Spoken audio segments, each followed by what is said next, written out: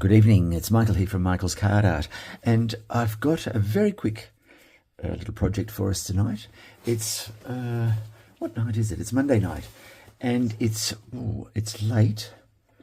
I've only just come back in, and it's 10:30 Monday night, the 7th of October, and I got a number of emails and requests via text message on a project I did and released last week, and it's this one here, Easter lilies, I believe they are.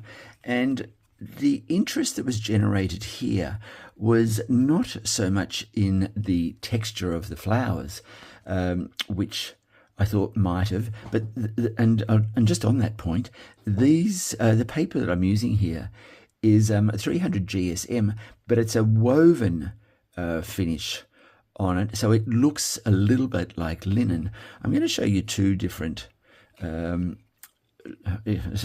dye, but two different examples of how the paper can affect the finished product.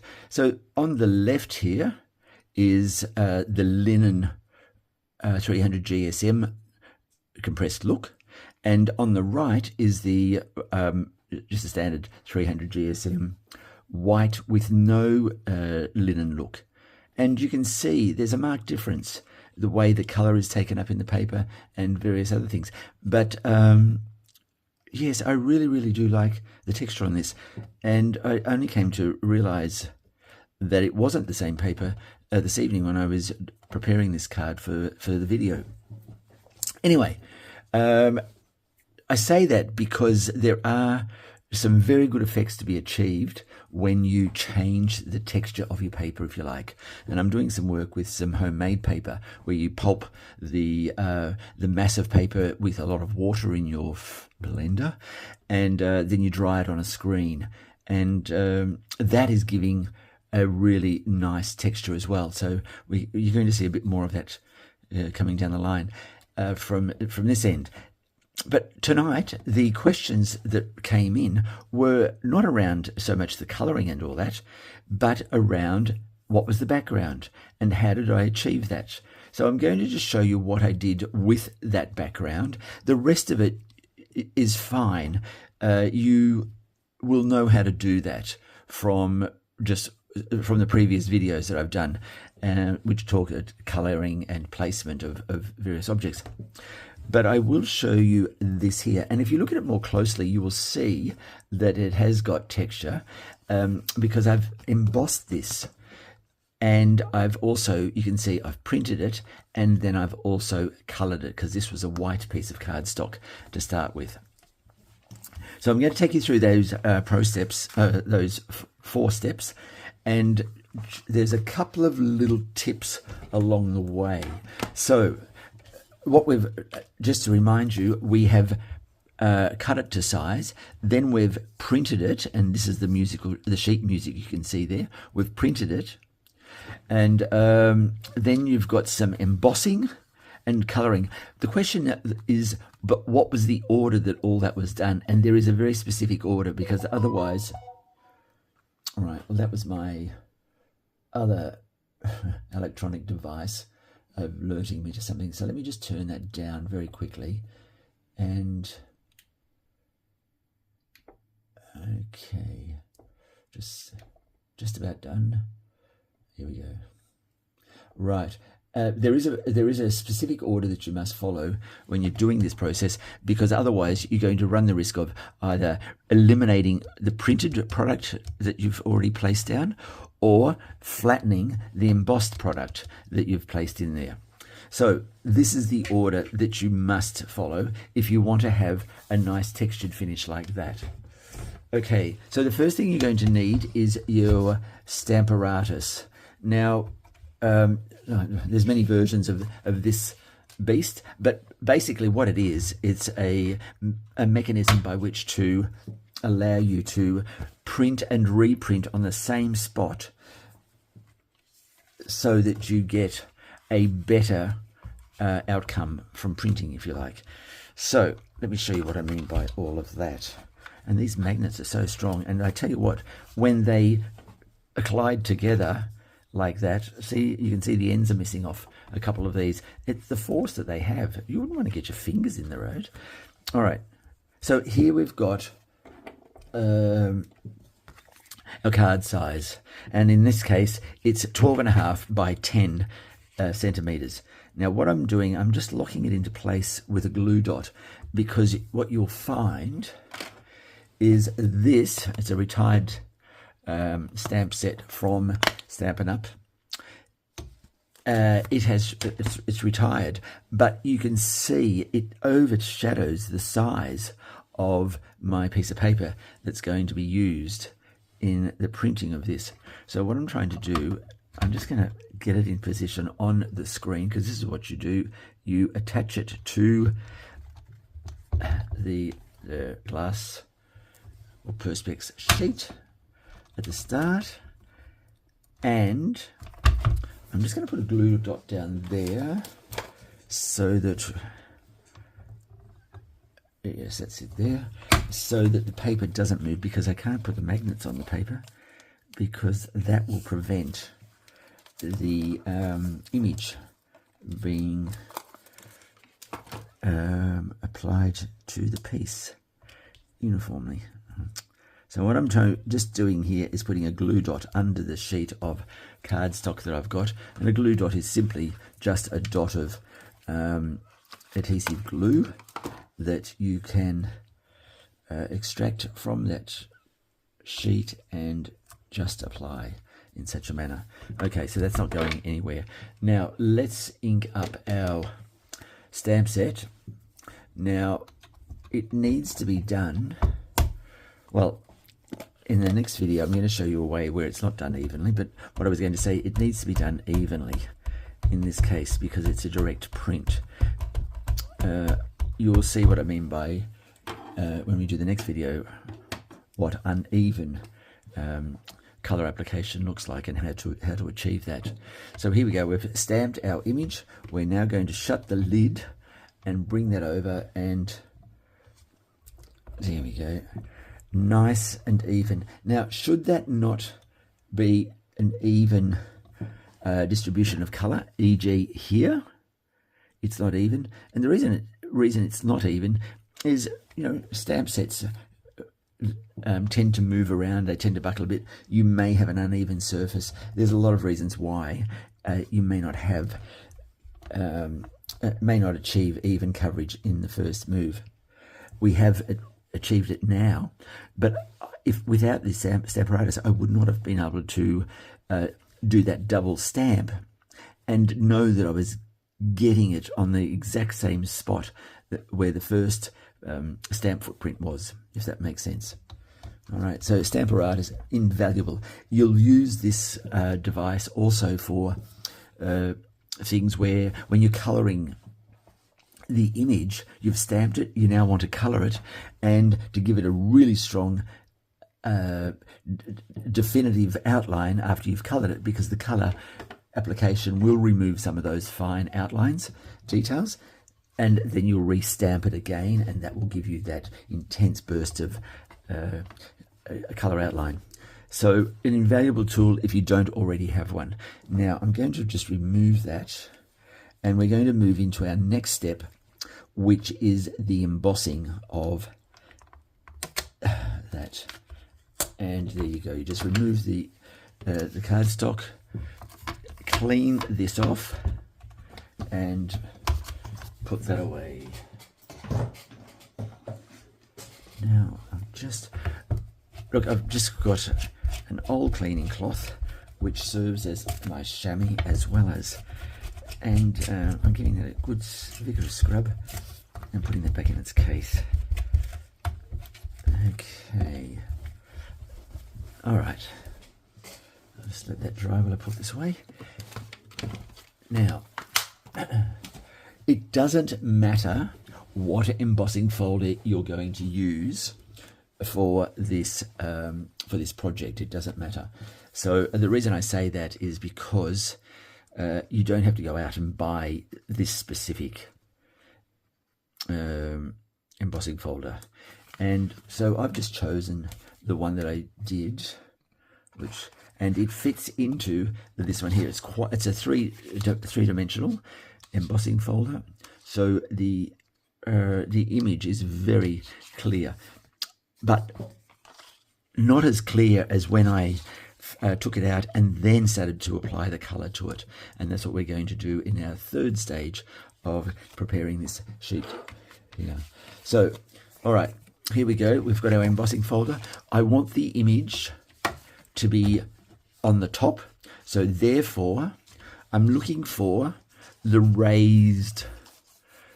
embossed surface as opposed to the debossed surface, because what I want is I want to place this in the part of the folder that's going to receive those raised ridges. Now, oh, that's what that is. That's the now, if I put it like that, that won't be correct, because that's the embossed side. That's where it's raised. It would push down onto the image, and I don't want that. I want the dots to be there. I want that to display the raised image there. Okay, so I'm just going to go and put that into the folder, into the die press, and I'll go straight back.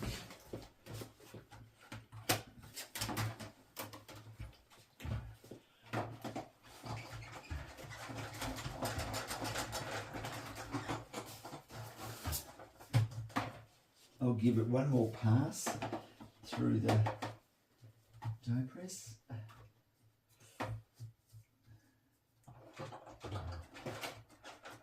Okay.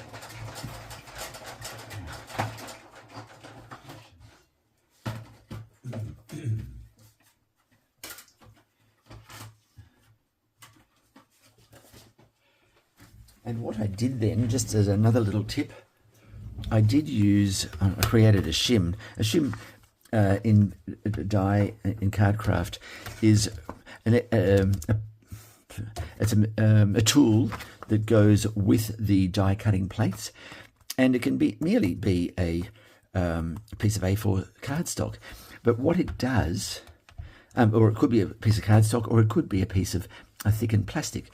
But what the shim is designed to do, that's SCHIM, is to give it that little bit of extra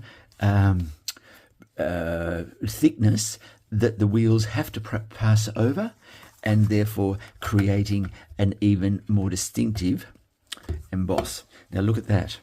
You can see there, I'm sure you can, the raised surface. Excellent, that's what you want. If you had have gone and put the musical notes on that side, you would see that you were going to get those hollows, which we don't want. We want the raised surface, because what we're going to do now is you're going to colour that, and that colouring, these raised edges will pick up on that that colouring we're passing through. Now, this too started out as a white piece. There you go. It's now that colour. So we're going to be quite, well, for the example of this one, we're going to be quite vigorous in our colouring, if you like. Now, be careful that you don't rub too much. And I say that because whilst we're colouring it in the folder, so we won't lose integrity of the ridges, you may lose the integrity of the printout if you rub it too hard. And I'm just going to grab some soft suede, which is a darkish toned brown, and just rub some of that off. Now I'm just very faintly, gently rubbing this backwards and forwards, and you can start to see some of these images coming to the fore here. There you go. So we just want an application of colour that will give us that there. All right, so that's the soft suede, and up and down, and that should evenly apply. Yes, we go there. Okay. Okay. All right. Now what I'm going to do, I'm just going to get a little bit of Pebble Path. Now this is a darkish grey. It looks to have a bit of pink in it, but maybe it doesn't. I'm not really a colour specialist. And what I'm going to do here, I want to keep the colour going in one sort of direction if I can. So I want to get the colour on that side. Oh dear, and look what I've done there. Be careful if you don't. What I should be doing is this. Colour, rub off, and then bring over. And by doing that, I'm trying to create a shadow on one side of the embossed images, so that, and you might, so what I'm doing is rubbing the final colour onto the paper, and I'm trying to go around on the right side of all of the embossed images to give that side of them the darker, and the shadow will be on the other side, if that makes sense, on the other side of the image. So bring in the colour on this side, and this side has no colour. Now you can see there we're getting okay, we're getting a good sense of coverage now. It's starting to come through. There we go. Now I'm going to finish off just to take out some of these little lines that are there. I'm just going to put another colour over the top of that. Where is it? They're going to use pecan pie because we've got the orange. Something that is complementary to that, and you could stay with that colour, but I do want to remove some of those just lines that have come up. And we might go with the pecan pie. Oh, the lights have gone out. There we go. Now, so let's see what this looks like. Now,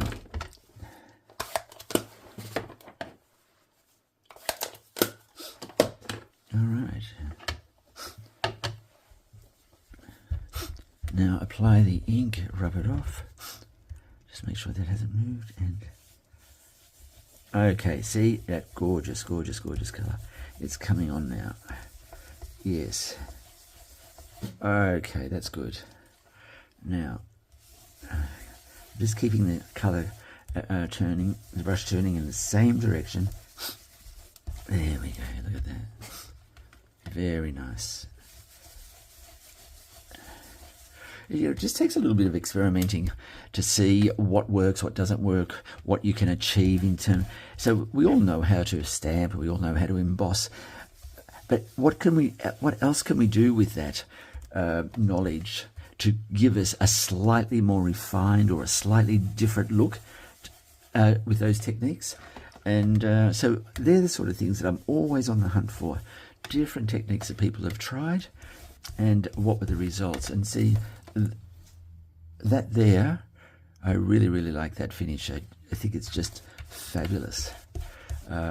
It's strong and it's bold, but it doesn't take away from the overall effect. Okay, so here's our card base, and that is all we need to do with it. You see that the glue dot that I placed down is still supporting the card there in the embossing folder, and it's just a very nice piece of printed, embossed and coloured cardstock. Great. Now, I don't know where I got this from. This is an embossing folder. I know it's not Stampin' Up, which is where most of my stash comes from as a demonstrator. However, so when there's no line, I know it's not a Stampin' Up one. So I'm just going to say Amazon or what's the other place? Temu may have got it from there. I also inherited quite a few items of my stash from some Stampin' Up demonstrators. So it could have come from theirs, but I don't think it did actually. All right, there we go. We've got that. Now, I'm not going to show you everything about the putting together of this card, because this is all stuff. This is just layering, and you know how to do that. But I really did want to show you how I prepared the base and printed it, embossed it, and colored it. And what I've done here, I've sat it on a piece of gold shimmer paper, designer series paper, and built up the flower and the foliage combination there. Well, look, short and sweet, but I hope you, oh, here is the gold. I just saw it at the corner of my eye. This is let me just quickly get the name of this. It's a Stampin' Up! Designer series paper. I will find it for you. Just give me a moment. And it's in the very latest online catalogue. You will see it. Right. Just one moment. And hobby demonstrators, Stampin' Up! Hobby demonstrators. The reason I know, here it is here. All right.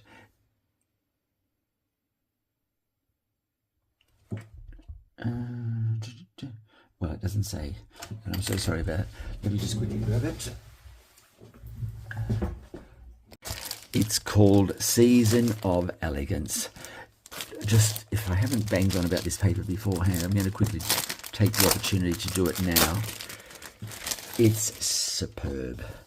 You, oh look, I've got so many applications for this already. Look at this, gorgeous. So you've got the muted non-gold side on one side, and on the other side, see here, there's blue. This is the beige.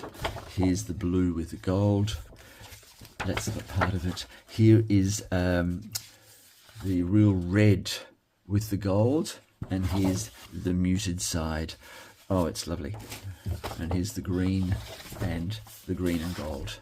So I wanted to show that paper to you, but it's called, as I said, Season of Elegance, and that beige paper, which I've misplaced somewhere, is really so versatile. I've used it for just about everything I can lay my hands on, and I don't know where I've put it now. But anyway, so Season of Elegance, that's what I've done there, and then put this onto a soft suede card base, and so that's there. And I've also started, I mean, as you know, I sell a few of these cards, and also the PDFs for these cards, but I've also, at the request of a number of clients, I've started placing these into photo frames. And a lot of my clients, and also new clients, have started requesting that they purchase the actual card itself, but could it be mounted into a photo frame? So that's going on, and I've also got an exhibition. I'm just waiting on the final dates to come down, but I've put the cards that I'm going to be exhibiting in that exhibition into frames also. So you've got a collection of cards in frames. I'll just give you an example of some of these. I don't know, just in case. So this is another one, and I'm sorry I've got, this is quite a large frame, but this card demanded a pretty large frame. But so that's another way to approach your card making, if you like. And if you think you've made something that is gallery fit, as we all do with every creation we make, then here's a way of preserving those, and also presenting them for sale in another media, if you like. So I just wanted to share that with you also. All right, so next week what we're going to do for the video, and I'm going to grab that card for you. Let me just go and get it now. Here we are. So the next video, what we're going to be doing here is, much like this video, where we looked at how to create a specific background, and this is the background we did here. With this one, this is the Strelitzia, or Bird of Paradise, project that I did. Now, you may notice in the background there behind the urn and the brightly coloured strelitzia, you will see this gorgeous, gorgeous patina on the background foliage. Now, in next week's video, I want to show you how to do that. And it's made even more interesting by the fact that that is vellum, not paper. So I'm going to show you how to colour that and then also randomly emboss it so that you get that gorgeous shimmery effect, but it adds to the overall project rather than detracting from it. So that's the next video we're doing once I get this one on the background of the Easter lilies up and running. So I will leave you with that. I hope you've learned something. I hope you've enjoyed it. And most of all, I do hope to see you next week on Michael's Card Art when we look at the background of the strelitzia. Thank you very much and take care.